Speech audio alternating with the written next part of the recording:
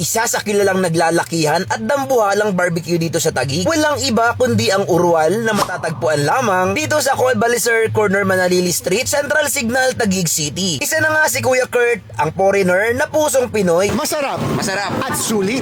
Kasi ang laki ng mga portion nila pero talagang hindi masyadong mahal. Di mahal. So maabot talaga yung ano yung kasabihan dyan sa Tagalog, maabot ang bolsa, maabot ang pera. Abot kaya? Abot kaya talaga dito sa Urwal Barbecue guys sa Taguig. Try nyo na. Certified masarap. Guys, papalo rin si Kuya Kurt. Dito. Kuya Kurt. Kamukha ko yan ha. Di papauli sa nagsasarapan at naglalaki ang barbecue. At syempre ay di rin natin palalampasin ang kanilang isang timba na halo-halo. Huwag na nga nating patagalin pa, Pilipinas, makisarap na! Meron pa rin tayong sinigang, bulalo, papaitan, kansi, nilagang pata. Yun, halos 6 na klaseng sabaw meron pa rin tayo. Pride of Taguig, Giant Barbecue ng Taguig. Sa mga hindi pa nakakapunta at nakakatikim ng pinagmamalaki ng Taguig, ang Giant Barbecue, 14 inches legit. Pilipinas, masarap na! Dito sa kanila guys, napaka-organized. Kahit sobrang haba at ang dami ng pila dito. Una, kukuha ka ng plato. Ito yung paglalagyan ng pamimilian mo. Tapos, kung ano yung desire mo na pagkain or barbecue dito, ipili ka lang dito. Pagkatapos mo mamili, pupunta ka na dun kay ate, babayaran mo, tapos bibigyan ka niya ng number, tapos dadali mo siya doon sa may iniihawan. Ngayon, pag tapos na, katulad yung ginawa kanina, may sisigaw sa mic, tatawagin yung number mo, parang sa mga inasal, tapos pwede ka na kumain. Tikman na natin ang kanilang barbecue na nagsisilakihan dito sa Taguig. Siyempre, bago ang lahat, huwag natin palagpasin itong kanilang kansi guys. Oh. Grabe, tikman natin to. Hindi masebo. May kunting amount ng taba, pero isa yun siya nagpapasarap ng flavor eh. Tapos ito guys, oh. Yung kanilang laman. Natin. Make life delicious with Sila, may langka.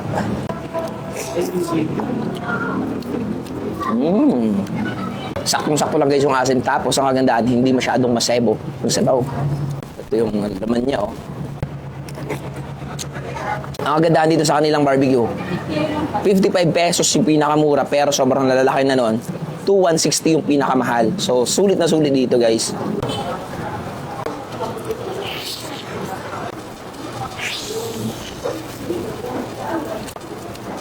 Napaka-juicy, tsaka malasa yung kanilang chicken anasal dito guys.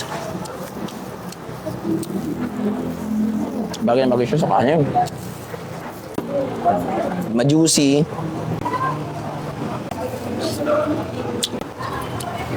Giant laman. Pork laman na merong kunting taba. Ito lang, sa dulo yung may taba na may laman. The rest, marinated laman na siya.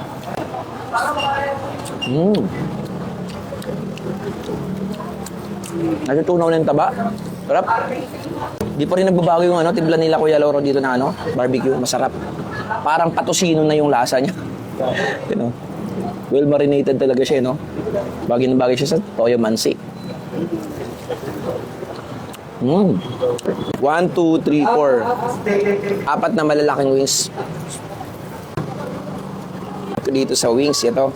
Ma-juicy talaga siya, guys.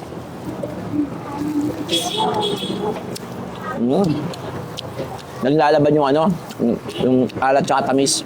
Yung gusto ko dyan, ma-juicy siya. Yan, hindi siya nakaka-boring kainin kasi ma-juicy talaga siya.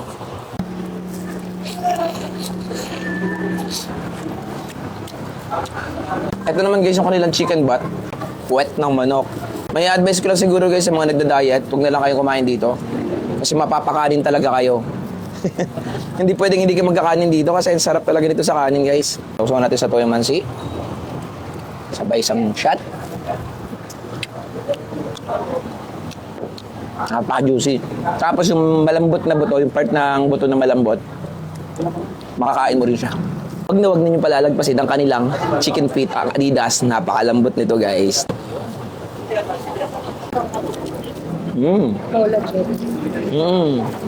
Naka-collagen siya guys. Sarap nito, panalo dito guys. Meron din silang binibenta dito guys na soft drinks yan. Nasa kan na siya. Tapos meron din sa kanan ko, hindi ko rin mabasa kasi parang Korean siya.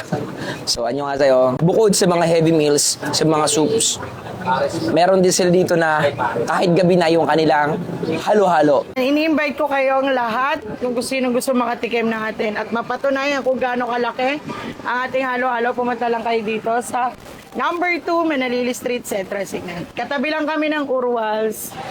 Ayan!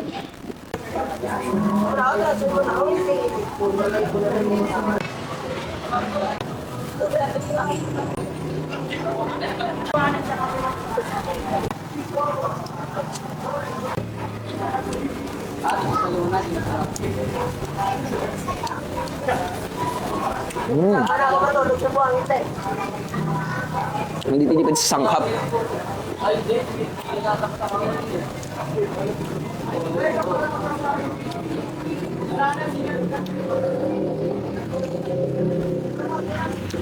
Grabe, ang laki nito. Grabe guys, sa init ng panahon ngayon, kung gusto mo mag-share sa iyo mga minamahal, ito na yung bilhin mo. Talagang matutuwa sa iyo yung mga minamahal or barkada mo pag ito binili mo. Tsaka talagang worth it siya kasi masarap din talaga siya, hindi tinipid. Ang daming toppings, talagang hindi tinipid sa toppings. Tapos may ice cream pa siya. So guys, dayuhin nyo na to. Subukan nyo na ang halo-halo nila. Kung may Giant Barbecue ang Urwal, sa katabi lang mismo nito, sa kanila rin na business. Giant halo-halo naman, subukan nyo na. Pilipinas, makisarap na.